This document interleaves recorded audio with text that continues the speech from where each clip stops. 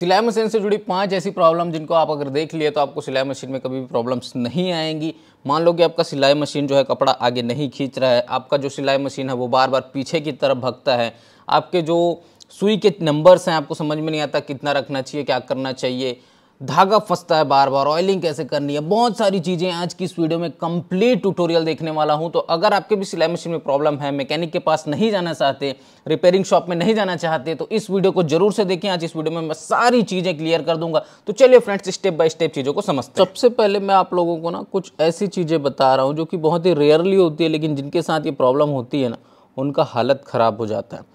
तो आज हम लोग देखेंगे जो आपकी मशीन है, आप ये देखो ऊपर कर लिए नीचे कर लिए, उसके बाद भी ये मशीन आगे नहीं बढ़ता, एक ही जगह पे स्टक रहता है, ना आगे होता है ना पीछे। तो इसका कारण क्या होता है, मशीन की जो दांती होती है वो नीचे चली जाती है और फिर कपड़े पर वो चल ही नहीं पाता है।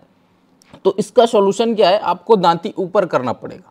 अब दांती ऊपर कैसे करेंगे, तो ये वाली जो नट है ना इसको हल्का सा लूज करना। इसको लूज करने से क्या होगा, बॉबिन को अलग कर देंगे पहले। यहाँ पर एक रॉड होती है, ठीक है, जो नट आपने ढीला किया उस रॉड को आपको हल्का सा ऊपर करना होगा, क्योंकि वही दांती का रॉड होता है। यहीं पर ये इस तरह से आपने ढीला किया और उसके बाद इसको पेचकस से हल्का सा ऊपर की तरफ उठाना है। ये देखो, जैसे इस तरह से आप उठा देंगे ना इसको, आप यहाँ पर देखेंगे नीचे से ये दांती आपको शो हो रहा है, दांती हिल रहा है पूरा, देखो। तो ये इस प्रकार से आप एक हाथ से इधर पकड़ के रख सकते हैं और पकड़ के रख करके यहाँ पर पूरा चेक कर सकते हैं कितना ऊपर उठाना है, और उसके बाद वापस से इसको टाइट कर देंगे। तो दांती जैसे ही उठेगा, आप नट को टाइट करके वापस से मशीन को चलाएंगे तो वो आपका जो कपड़ा आगे खींच ही नहीं रहा था मशीन, वो अब खींचना चालू कर देगा। जब दांती की प्रॉब्लम आती है ना तो कपड़ा ना तो आगे जाता है ना तो पीछे जाता है, ये चीज़ आप समझ जाना। अगर दांती दिखता भी है अगर नीचे बैठ जाता है तो, ठीक है। तो ये पहली नंबर की प्रॉब्लम थी जिसका मैंने आप लोग को सोल्यूशन बताया, और बहुत से लोगों के साथ ये प्रॉब्लम आती है। 5 टॉपिक्स पर मैं आज बात करूंगा, 5 में से कौन सी प्रॉब्लम आपको आती है ये आप लोग मुझे कमेंट करके बताओगे, ठीक है। और किसी भी तरह की प्रॉब्लम है तो उसका सॉल्यूशन भी मैं दूंगा। दूसरा नंबर देखिए, इसमें होता क्या है, जब आप कपड़ा इस तरह से चलाते हैं तो दिक्कत क्या आती है, नीचे कुछ इस तरह से धागे के गुच्छे आते हैं, है ना, धागा फंसता है, जनरली लोग इसको ऐसे ही बोलते हैं। तो ये जो धागे के गुच्छे, ये देखो नीचे से जब आप निकाल रहे हो तो धागे के बहुत सारे गुच्छे बॉबिन की तरफ से निकलते हुए दिख रहे हैं, है ना। तो आप इसके लिए क्या करोगे, इसके लिए आपको मशीन के झूले की सेटिंग करनी होती है। इसके लिए आपको बॉबिन बाहर कर लेना है, मशीन को वापस से खोलना है। देखो ये जो सारी चीज़ें मैं बता रहा हूँ ये छोटी सिलाई मशीन के लिए है, और जनरली प्रॉब्लम्स छोटी सिलाई मशीन में ही आती है, उसके बाद अम्ब्रेला में थोड़ी बहुत आती है, और बड़ी मशीनों में तो प्रॉब्लम बहुत कम आती है। झूले के लिए ये जो दोनों नट हैं, एक तो ये वाला, इसको आपको हल्का सा लूज करना है, ढीला कर देंगे, और एक कॉर्नर पे होता है, इस नट को आप ढीला कर देंगे। तो झूला जो है ना हल्का अंदर घुस जा रहता है, इसकी वजह से प्रॉब्लम आती है। तो झूला को आपको बाहर फेंकना है, तो उसके लिए क्या करोगे, उधर का नट टाइट करोगे, इधर का नट लूज करोगे हल्का सा, और ये आप हल्का हल्का इस तरह से सेट कर लोगे। ये देखो इधर हम लूज कर रहे हैं और उधर का टाइट करते जा रहे हैं, तो फिर क्या है, बॉबिन जो है वो डिब्बी जो है वो हल्का सा बाहर निकल के आएगी, ठीक है, अंदर जो घुसा हुआ है वो बाहर निकल जाएगा। मशीन जो है सिलाई मशीन अपने आप बहुत सारी प्रॉब्लम्स करने लग जाती हैं, और छोटी सिलाई मशीन को रिपेयर करना या इसमें जो छोटी मोटी प्रॉब्लम्स आ रही है उसको ठीक करना कोई बहुत बड़ा काम नहीं है। बस आपके पास ये जो पाने हैं, पेंचिस है, पेचकस है, ये सारी चीज़ें होनी चाहिए। बाकी बहुत सारी चीज़ें तो मैं आपको वीडियोस के माध्यम से बता ही देता हूँ। अब आप इसको चलाएंगे तो वो जो धागा फंस रहा था वो ठीक हो जाएगा, ठीक है। इसमें अब आपको किसी भी तरह की प्रॉब्लम नहीं आएगी। तो ये जो 2 प्रॉब्लम थे बहुत ही मेजर प्रॉब्लम थे, और इसका सॉल्यूशन मैंने अपने वीडियोस में बहुत कम बताया है, पहले तो शायद नहीं बताया। ये नया वीडियो, नए तरीके का जो प्रॉब्लम उसको मैंने आज आप लोग को क्लियर किया।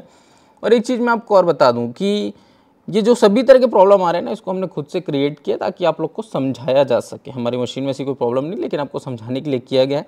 अभी के कंडीशन में क्या हो रहा है, तीसरा नंबर पॉइंट है ये आपका, ये जो रनर है ना, जो आपका स्टिच का ऊपर नीचे करने का होता है छोटी सिलाई मशीन में, वो अपने आप नीचे चला जाता है। जब आप मशीन को चला रहे होते हैं तो अपने आप नीचे चला जाता है, और अपने आप जब नीचे जाता है एकदम ढीला हो जाता है तो मशीन आपकी एकदम से चलते चलते पीछे भगने लग जाती है। आप चला तो सीधा रहे लेकिन वो भग रहा है पीछे। तो इसका क्या कारण है, वो जो आपका सिलाई सेट करने का ये है ना, इसको आप टाइट भी रखे रहते हैं फिर भी धीरे धीरे वो नीचे आ जाता है। तो इसका एक नट होता है, कहाँ पर होता है, ये वाले हिस्से पर देखो, यहाँ पर एक होल होता है बड़ा सा, उसमें एक नट होता है। जब आप इसको पेचकस से घुमाएंगे ना उस नट को, तो ये अपने आप हिलेगा, आपको समझ में आ जाएगा।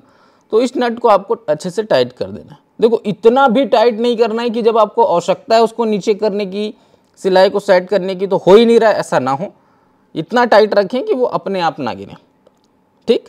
तो ये आपके जो मशीन अपने आप पीछे भगने लग जाती हैं, ये उसका सॉल्यूशन था। इससे बहुत से लोग परेशान हैं, बहुत ज़्यादा लोग परेशान हैं।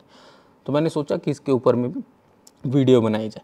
और सिलाई मशीन के वीडियोस पर जो आप लोगों ने कमेंट्स किए हैं, उन्हीं कमेंट्स को उठा करके मैंने ये वीडियो बनाया है। बहुत से लोग मुझे रिपेयरिंग शॉप वाले ये भी कमेंट करते हैं कि सर आपकी वजह से हमारा जो दुकान है वो ठप पड़ रहा है, हमारे पास कौन आएगा जब आप सारी चीज़ों को इस तरह से बता दोगे। तो देखो मेरा ऐसा कोई इंटेंशन नहीं है। अगर वैसा सोचे तो फिर मेरी वजह से तो फिर टेलर्स का काम भी बहुत ही फ़र्क पड़ेगा, जब लेडीज़, हर एक लेडीज़ जब सीख गई। और ऐसा नहीं कि सिर्फ मैं ही बता रहा हूँ, बहुत से लोग बताते हैं, मेरे में व्यूज़ थोड़े ज़्यादा आ जाते हैं इसलिए लोग मुझे बोलते हैं। तो खैर वो एक अलग मुद्दा है, मेरा कोई ऐसा इंटेंशन होता नहीं है। 3 पॉइंट जो मैंने लगातार क्लियर किए वो बहुत ज़्यादा इंपॉर्टेंट थे। चौथा नंबर देखो, धागा जब इस तरह से ख़राब आता है, ठीक है, ये जब इस प्रकार से धागे आपके ख़राब आते हैं और ख़ासकर नीचे ख़राब आता है तो प्रॉब्लम ऊपर होती है। इस जाली में कुछ ना कुछ फंसा होता है। यहाँ पर देखो ये इस तरह से धागे के टुकड़े, कचड़े, ये सब फंसे होते हैं। इसको आपको निकाल देना है। निकालने के बाद इसको कपड़े से पोंछ देना है अच्छे से। पोंछने के बाद आप इसको वापस से फिट करोगे और थोड़ा सा ऑयलिंग कर दोगे और उसके बाद चला के देखोगे तो सिलाई जो आपकी ख़राब आ रही थी वो ठीक हो जाएगी। 5 पॉइंट्स जो मैं बता रहा हूँ उसमें से आप बताना कि आप इनमें से किस प्रॉब्लम से गुजर रहे थे और आपकी प्रॉब्लम का सॉल्यूशन हुआ कि नहीं हुआ। सिलाई मशीन से रिलेटेड और भी बहुत सारी वीडियोस मैंने अपलोड कर रखी हैं। सिलाई मशीन का एक प्लेलिस्ट है, आप जा करके देख सकते हो।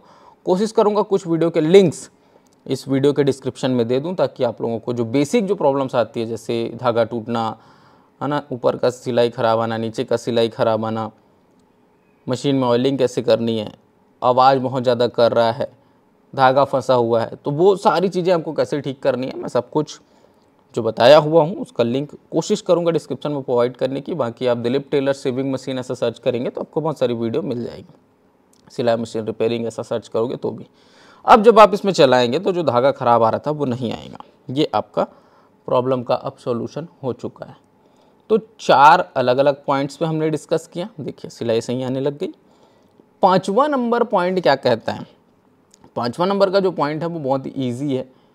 सुई के बारे में हम लोग डिस्कस करेंगे। जी हाँ, नीडल के बारे में। नीडल से रिलेटेड बहुत से लोग अलग अलग तरह के प्रश्न करते हैं, तो मैं सजेस्ट करता हूँ सभी लोगों को कि अच्छी ब्रांडेड कंपनी का नीडल आप लोग यूज़ करें। वो जल्दी ख़राब नहीं होता है, जल्दी टूटने की उसमें शिकायत नहीं आती है। इसके लिए आप ऑर्गन्स के नीडल यूज़ कर सकते हैं। ऑर्गन एक बेस्ट कंपनी है, जिनके तरफ अवेलेबल है, ऑर्गन का ही यूज़ करें। और ये सुई थोड़ी सी महंगी आती है, ये 1-2 रुपये 3 रुपये वाला सुई नहीं है ना। अगर चिल्लर में लोगे तो एक एक सुई हो सकता है आज के समय में 10-10 रुपये पड़े, क्योंकि मैं तो पैकेट टू पैकेट बहुत सारे लेके रखा हुआ हूँ 2-3-4 सालों से, तो मेरे पास पड़ा ही है। तो मैंने अभी रिसेंटली सुई खरीदा ही नहीं है, तो मुझे पता ही नहीं है कि क्या रेट है इसका। बाकी आप लोग पता कर सकते हैं। 2 नंबर्स आते हैं, 16 नंबर और 18 नंबर। तो जो 16 नंबर की सुई है और 18 नंबर की सुई है, दोनों का जो लेंथ होता है ना वो बिल्कुल सेम होता है। ऐसा नहीं कि लेंथ आपको अलग अलग मिलेगा, दोनों लेंथ बिल्कुल सेम होता है। तो 16 नंबर और 18 नंबर यूज क्यों करते हैं? देखो, अगर कपड़ा थोड़ा पतला है तो आपको 16 नंबर यूज करना चाहिए, और कपड़ा थोड़ा मोटा है तो 18 नंबर यूज करना चाहिए। क्यों?